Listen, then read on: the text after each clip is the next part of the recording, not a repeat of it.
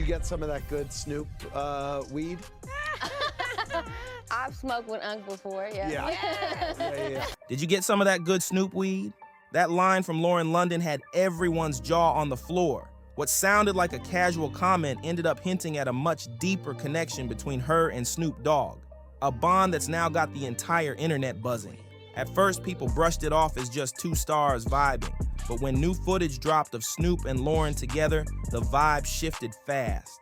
Suddenly, it wasn't just friendship being discussed. People started whispering that maybe Lauren had a bigger role behind the scenes than anyone realized. Let's break this down because it's wild. This isn't your usual Snoop being Snoop clip where he's cracking jokes or doing his chill Uncle Snoop routine. Nah, this one shows him standing right next to Lauren London, the Lauren London, Nipsey Hussle's longtime partner, and that instantly turned heads. The timing, the body language, everything about it felt loaded. People aren't just watching two celebrities hang out. They're watching a connection tied to Nipsey's legacy, a legacy that's sacred in hip-hop. Lauren London wasn't just someone mourning Nipsey. She was the heartbeat of his memory. From that soul-shaking tribute at the Staples Center to her emotional speech at the BET Awards, she became the face of his loss. Every time. But yet still, Big came out to California, and you don't see not one picture of him and Snoop together. You don't see not one place where they smoked a blunt together. Both of them like to smoke. We was in the studio with Bone Thugs and Harmony. Snoop never came over there. So you tell me, was they really that cool? Or it was just a facade that was put up? Time she spoke, it hit different. Brands honored her, award shows gave her the stage, and documentaries leaned on her to tell Nipsey's story. Because when she spoke, people felt his presence again. She didn't chase the spotlight, it found her and the culture demanded it. That's what made this new clip so explosive. Standing beside Lauren wasn't just standing next to an actress, it was standing next to the living symbol of Nipsey's empire. And when that image hit the internet, it didn't look innocent, it looked intentional. Fans couldn't help but ask, was Snoop aligning himself with Nipsey's legacy on purpose? Or was it just bad timing? To really understand why this blew up, you gotta rewind to the day Nipsey was taken from us. When those shots rang out in front of the Marathon store, Los Angeles didn't just lose a rapper, it lost a movement. Nipsey was more than music. He was a visionary who showed what it looked like to rise from the block and still pour back into it. His death shattered hearts, but it also shifted power. And that's where things got complicated. When a man's influence stretches beyond his block, the aftermath always comes with tension. Love gets tested, loyalty gets questioned, and envy creeps in. In those dark days after Nipsey's passing, his brother Black Sam stepped up as the guardian of everything Nipsey built. He wasn't just grieving, he was defending their legacy. Sam made it clear that Nipsey's name would stay in the family and anyone trying to exploit it would have to answer for it. Those weren't just words, that was a warning. Sam knew what was coming. The vultures, the fake love, the opportunists. He saw how quickly people move when the lights dim, and he refused to let his brother's empire turn into a feeding frenzy. But here's where things really got tricky. Nipsey's world wasn't just made of money or deals, it was built on relationships. And once he was gone, those bonds started cracking. Even among the people closest to him, tension began to rise. Brick Baby himself admitted that he and Black Sam had a clash after Nipsey's death, and it all came down to loyalty. That word carries weight in this story because everyone claimed to love Nipsey, but not everyone was moving with the same heart.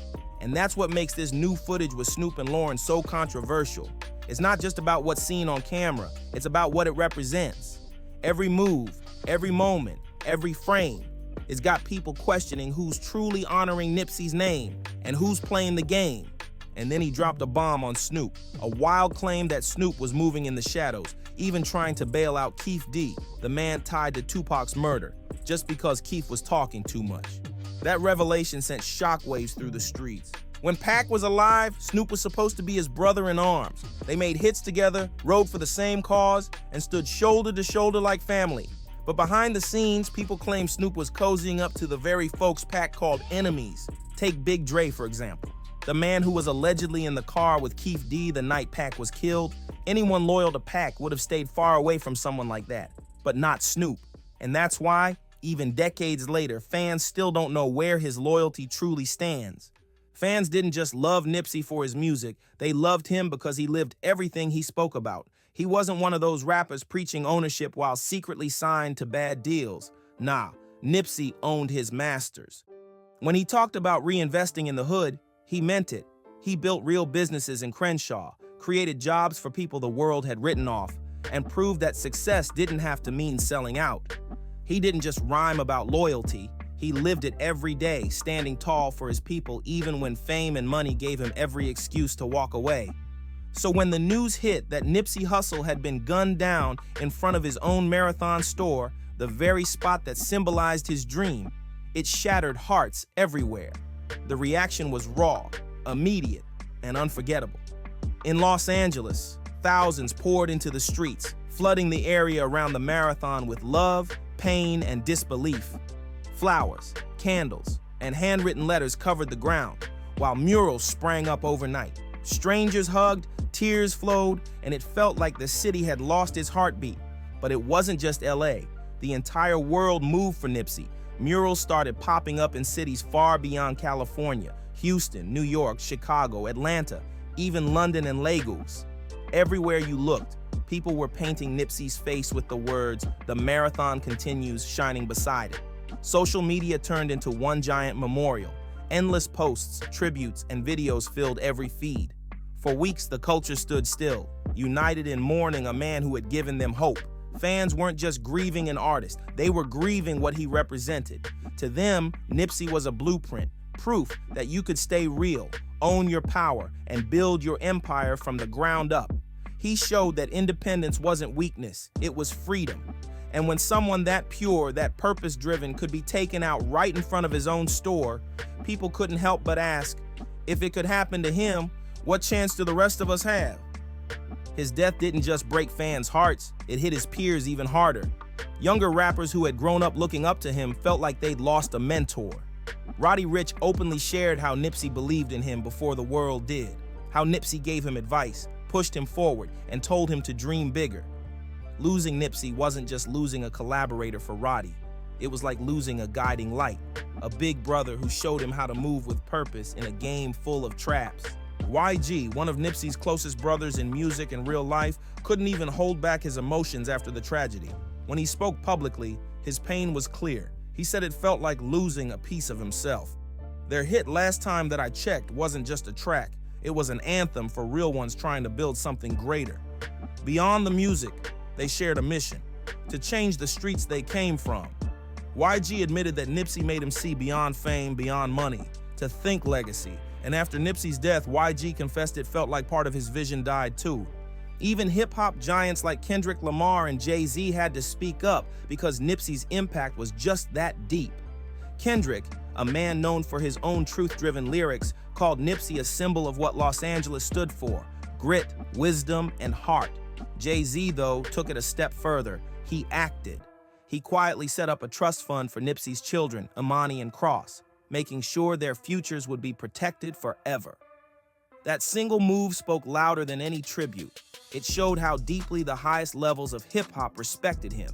And Nipsey's reach didn't stop with rappers. His energy touched athletes, actors, and even politicians. LeBron James called him an inspiration, saying his hustle motivated players across the league. And when Barack Obama sent a personal letter to Nipsey's memorial, praising his community work and leadership, that sealed it. Nipsey had transcended the title of rapper. He was a movement, a modern-day role model who blurred the line between music and activism. What made it even more heartbreaking was that Nipsey was just getting started. His album Victory Lap had finally given him the global recognition he deserved. A Grammy nomination, a stamp that proved the marathon mindset worked. It wasn't just another record, it was the masterpiece he had spent years crafting, a message to the world that staying true could still lead to the top. He had built his own empire on his own terms, with his own rules. And just when the world was finally catching up to his brilliance, it was all cut short. Nipsey's death didn't just end a life, it paused a movement. And that's why, years later, people still chant those same words painted on walls from Crenshaw to London. The marathon continues. People were furious, not just heartbroken, furious. The idea that Lauren London, the same woman who stood on that stage in tears, pouring her soul out for Nipsey, could have been closer to Diddy than anyone realized. It sent shockwaves through the culture. And then there was Snoop Dogg, Nipsey's so-called brother, the man who always seems to appear in the middle of every tragedy, giving heartfelt speeches while people quietly question where his loyalty really lies. What started as grief quickly twisted into suspicion. That sadness turned into anger, and that anger exploded into a loud public demand for answers. Fans aren't satisfied with the simple story anymore. Eric Holder did it doesn't feel like the full truth. People are connecting the dots, and what they're seeing looks bigger, deeper, and darker than anyone expected. Because Nipsey's death, too many, doesn't just look like the act of one man. It looks like a system. A system built on greed, power, betrayal, and manipulation. Every clue, every leaked clip, every whispered rumor feels like another piece of a much more dangerous puzzle. The footage of Snoop and Lauren looking a little too close, the alleged ties linking Lauren to Diddy's circle, Snoop's old controversies with Tupac and Biggie. Once you line it all up, it starts painting a chilling picture. To a lot of fans, Nipsey's death wasn't the finish line. It was the beginning of something darker, a new race for power, legacy, and control. What the world lost that day wasn't just a man. It was the future he was building for the people who believed in him. Nipsey was laying down the foundation for ownership, for community strength, for real independence, and losing him ripped that blueprint away.